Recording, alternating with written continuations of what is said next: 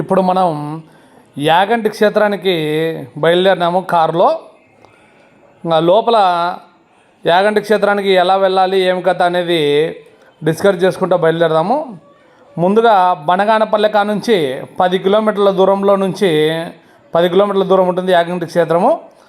ఇక్కడ car parking చేసి ఎంత విశిష్టమైన దేవాలయమో చూస్తారా అండి మీరు. ఫస్ట్ కార్ అక్కడ నిలబెట్టి ఇక్కడ ఎంటర్ అవుతానగానే ఇక్కడ వాటర్ ప్లాంట్ ఒకటి లెఫ్ట్ సైడ్లో బిగించారు. నిత్య అన్నదాన సత్రం అంట ఇది. ఎప్పటికీ ఇక్కడ అన్నదానము జరుగుతూనే ఉంటుంది. శ్రీ ఉమామహేశ్వర నిత్య అన్నదాన సంస్థ యాగంటి క్షేత్రం అని అక్కడ రాసి ఉంది. యాగంటి బసవయ్య అంతకు పెరిగి కలయుగాంతమున రంకె వేసేను, వీరభోగ వసంతరాయుడిగా నే వచ్చి దుష్ట శిక్షణ చేసేను అని వీర బ్రహ్మేంద్ర స్వామి మనకు ఒక పాటలో కూడా ఉంది కదా. నంది నోట్లో నుంచి వాటర్ వస్తూ ఉంటుంది. ఈ కోనేట్లో ఉన్న నీటికి ఎన్నో ఔషధ గుణాలు ఉన్నాయి అని ఇక్కడ భక్తులు కానీ ఇక్కడికి వచ్చే అందరూ నమ్ముతారు. ఒక్కసారైనా కూడా స్నానం చేసి దీనిలో యాగంటి క్షేత్రాన్ని దర్శనం చేసుకోవాలని భావిస్తారు. ఇక్కడ నీరు ఒకే మట్టంలో ఉంటుంది. ఇప్పటికి ఎక్కడికి కనిపిస్తున్నాయో మీకు అది ఒకే మట్టంలో ఉంటుంది. పైకి కానీ కిందికి కానీ అట్లా పెరగడం కానీ అట్లా లోపలికి పోవడం కానీ అట్లా ఉండదు. ఎప్పటికీ ఒకే మట్టంలో ఉంటుంది. అదే విశేషము. అంతకు పెరిగే బసవన్న గురించి తెలుసుకుందాము. లోపలికి పోతే అంతకంతకు బసవయ్య పెరుగుతుంటాడు. దశాబ్దానికి ఒకసారి 9 అంగుళాలు 10 అంగుళాలు పెరుగుతూ ఉంటాడు. ఇక్కడ కోనేటి మధ్యలో కూడా మండపము అద్భుతంగా ఉంది కదా, అట్లా చూడండి. ఇంకా మీకు ఇక్కడ అందరూ స్నానం కూడా చేస్తూ ఉన్నారు. అక్కడ కనిపిస్తూ ఉంది కదా, అది జూమ్ చేస్తాను. అక్కడ నంది రోడ్లో ఉంచి వాటర్ వస్తున్నాయి. ఇట్లా చూసుకుంటూ వెళ్ళాము. అంత క్లియర్గా చూసుకుంటారండి. ఇక్కడ బాలకృష్ణ గారు, హీరో బాలకృష్ణ గారు షూటింగ్ కూడా నిర్వహించినారంట. క్షుణ్ణంగా చూడండి ఎంత అద్భుతంగా ఉందో. మొత్తం అన్నీ ఎంత రాతి స్తంభాలు, అక్కడ పైన సైడ్ కూర్చున్న దానికోసం మండపం మాదిరి బ్రహ్మాండంగా ఉంది. ఈ క్షేత్రాన్ని ఖచ్చితంగా దర్శించుకోవాల్సిందిగా కోరుతున్నాను. ఇక్కడ పైన ఒక శ్రీచక్రం మాదిరి కనిపిస్తుంది. ఒకసారి డీటెయిల్గా చూడండి. ఇక్కడ నుంచి మళ్ళీ బయటికి వెళ్ళిన తర్వాత చూద్దాం. ఇప్పుడు ఒకసారి పైకి ఒకసారి చూడండి, అది శ్రీచక్రం.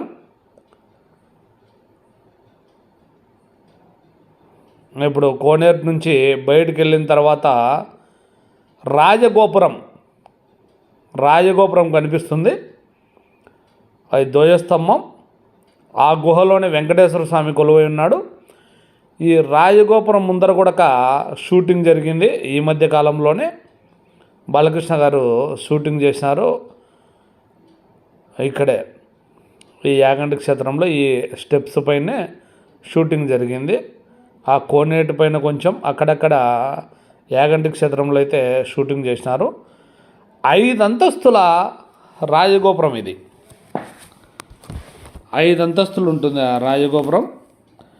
మొత్తం అంతా ఇక్కడ ఎప్పటి నుంచో తెలిసిన వ్యక్తి మన కారులో ఒక పెద్ద ఆయన పరిచయం అయినాడు. ఆయన ద్వారా తెలుసుకున్నాను.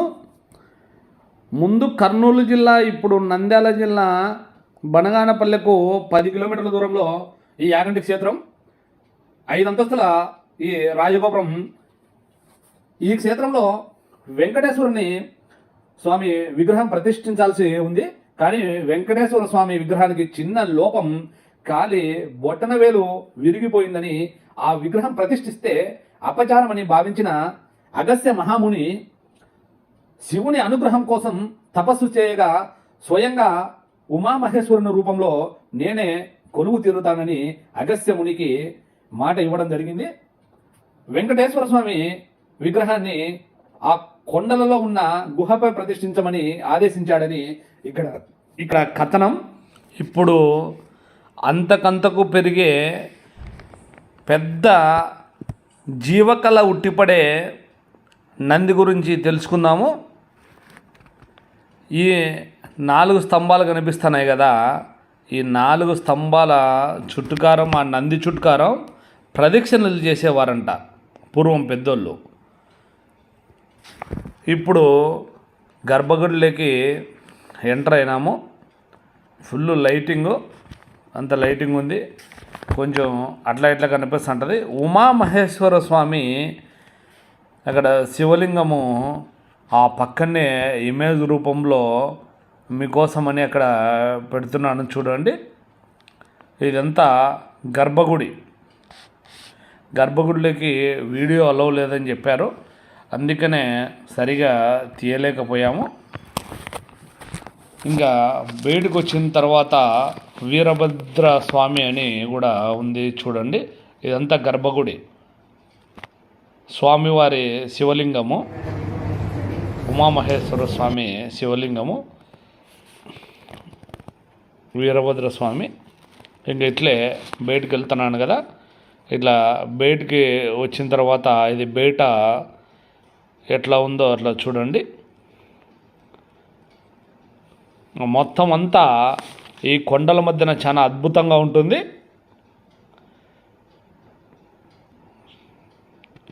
ఎంత అద్భుతంగా ఉంటుందో చూడండి. ఆ కొండలు కానీ ఇక్కడ కానీ వెనకల బ్యాక్ సైడ్ కూడా అన్ని సార్లు కూడా ఒక్కొక్క గుడిలో ఒక్కొక్క దేవుడు, ఒక్కొక్క గుడిలో ఒక్కొక్క దేవుణ్ణి అక్కడ ప్రతిష్ఠించడం జరిగింది.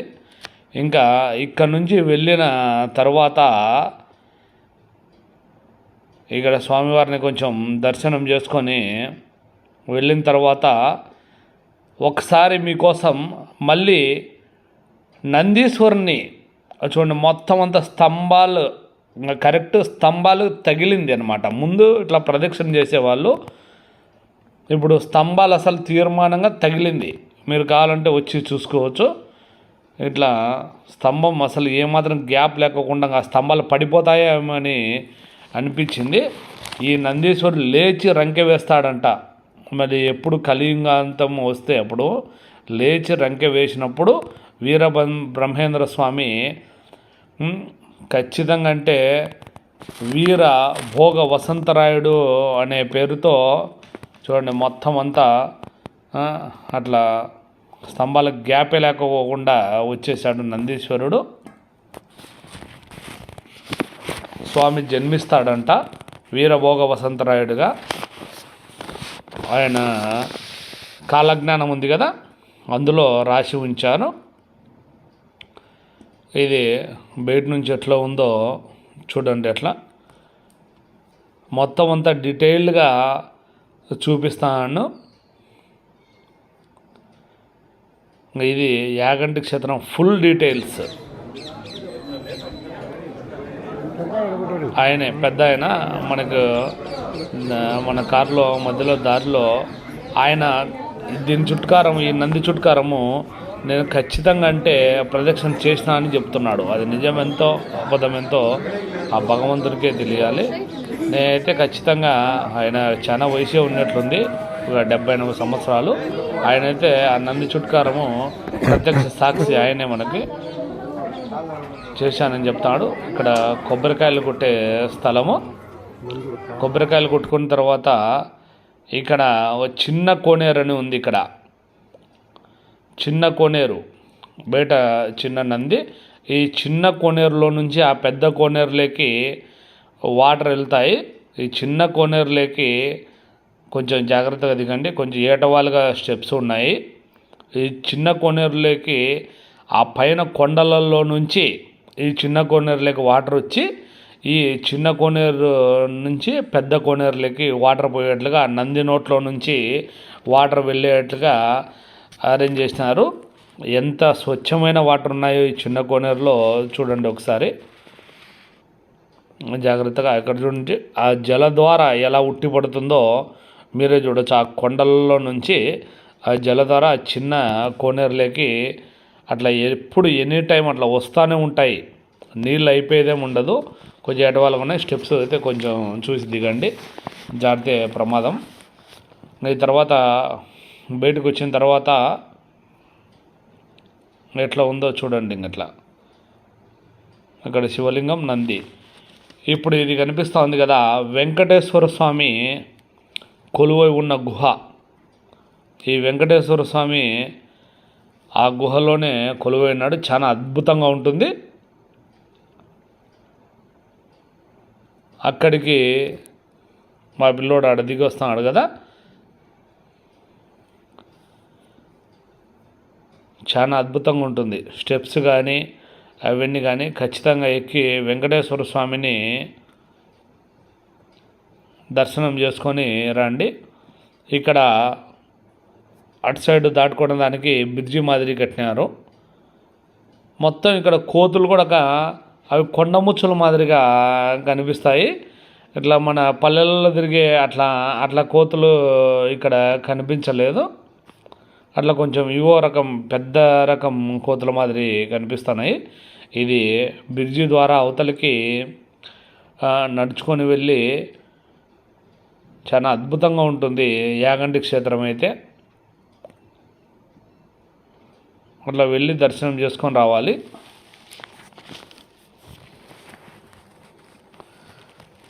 స్టెప్స్ అయితే ఒక 200 స్టెప్స్ అట్లా ఉంటాయి. 150-200 స్టెప్స్ అట్లా ఉంటాయి. అయితే పట్టుకొని దిగేదానికి కానీ స్టెప్స్ అయితే బాగానే ఉన్నాయి. అయితే మొత్తం అంతా ఈ కొండరాయితోనే దీంతోనే మొలిచినట్లున్నారు. చూడండి బాగానే ఉన్నాయి స్టెప్స్ అయితే. లోపలికి ఏ గర్భగుడిలోకైనా కూడా వీడియో అయితే అలౌ చేయట్లేదు. కొంచెం ఏదో మన కొత్త యూట్యూబ్ ఛానల్ కదా, ఏదన్నా పాతగా సీనియర్గా వాళ్ళు ఏదన్నా రికమెండేషన్లు పెట్టుకొని అట్లా చేస్తుంటారు. ఇక్కడికి స్టార్టింగ్లో ఇక్కడ కొంచెం ఇట్లా వచ్చి ఇట్లా చూపిగలగానే వెంకటేశ్వర స్వామి అక్కడ బోర్డు వచ్చింది కదా, అట్లా లోపలికి ఎంటర్ అవుదామని నో వీడియో అని అక్కడే సెల్లు లాగేసుకునేంత పని అయితే జరుగుతూ ఉంది. అవి లోపల అట్లయితే ఉంటే ఇంకా మళ్ళీ రిటర్న్ అయ్యి కిందికి వచ్చిన తర్వాత అది చూడండి, ఆ లైటింగ్కి సరిగా కనపరాల వెంకటేశ్వర స్వామి దర్శనం అయితే. గుహ అయితే చాలా అద్భుతంగా ఉంది. వచ్చి ఒకసారి దర్శనం చేసుకోండి. మొత్తం అంతా నంద్యాల నుంచి ఓ రోజు ట్రిప్ వేసుకోండి. అరుంధతి కోట కూడా అక్కడ రైట్ సైడ్లో కనిపిస్తుంది అక్కడ నుంచి వచ్చినప్పుడు. ఇంకా నెక్స్ట్ మళ్ళీ గోపురం దగ్గరకు వచ్చిన తర్వాత చూడండి, అది అన్నీ అట్లా కోతలు మాత్రమే కనిపిస్తాయి.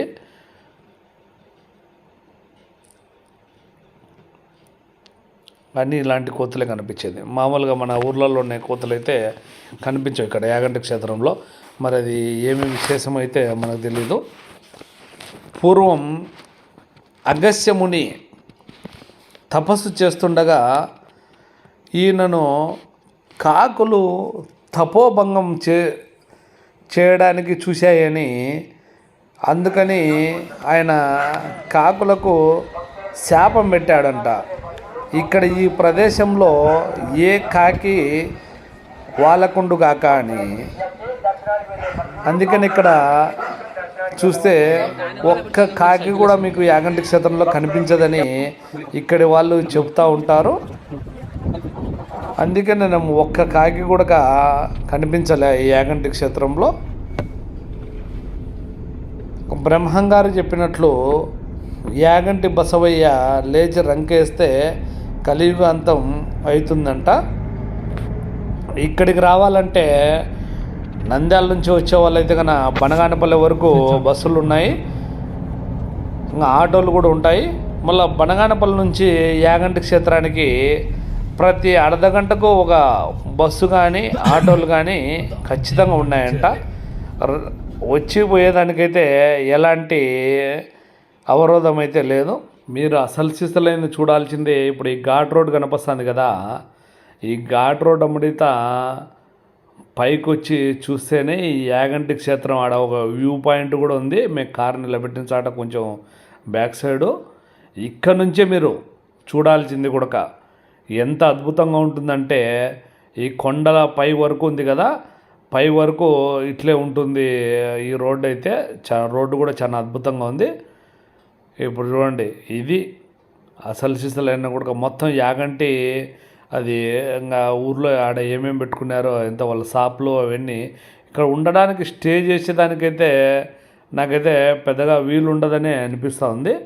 ఇక్కడ చూడండి, మొత్తం అంతా అవి అన్నదాన సత్రము అవి మాత్రమే కనిపిస్తున్నాయి తప్ప ఇక్కడ స్టే చేసేదానికి కొంచెం అనుకూలం తక్కువగానే ఉన్నట్లుంది. మీకు ఈ వీడియో కానీ నచ్చినట్లయితే షేర్ చేయండి, లైక్ చేయండి, సబ్స్క్రైబ్ చేయండి ఫ్రెండ్స్. నెక్స్ట్ వీడియోతో మళ్ళీ కలుసుకుందాం.